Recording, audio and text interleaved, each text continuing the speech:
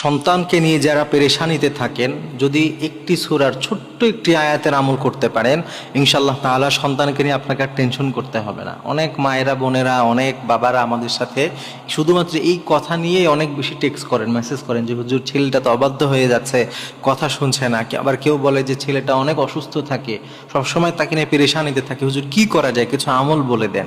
তো এই একটি আমল, যেটি কোরআনের আয়াত, সূরা সাফফার একটি আয়াত, ছোট্ট একটি আয়াত, এই আয়াতের আমল করলে আপনার ছেলেকে নিয়ে, সন্তানকে নিয়ে, ছেলে হোক মেয়ে হোক, তাকে নিয়ে ইনশাআল্লাহ তাআলা কোনো টেনশন করতে হবে না ইনশাআল্লাহ। বিশেষ করে আপনার শরীর, আপনার ছেলে যদি অসুস্থ থাকে, কিংবা কোনো দুষ্ট জিনের যদি, জিন্নাতে কোনো প্রবলেম থাকে, কিংবা অবাধ্য থাকে। অনেক সময় বাচ্চারা এমন হয়, অত্যন্ত জেদি, প্রচণ্ড জেদি হয়ে যায়, কথা বললে শুনতে চায় না, আপনি যেইটাই বলেন ও তার উল্টা করে। অনেক সময় আছে এমন, সে যদি কোনো কিছু জিদ করে চায়, এটা আমার লাগবে মানে তাকে দিতে হবে, না দিলে অনেক অ্যাবনর্মাল বিহেভিয়ার করে, ভাঙচুর করে, খেতে চায় না, উল্টাপাল্টা করে।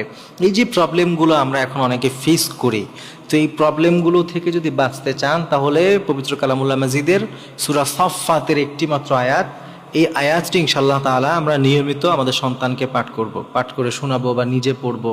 যখন আপনি সুযোগ পান আপনার সন্তানকে এই সূরার এই একটি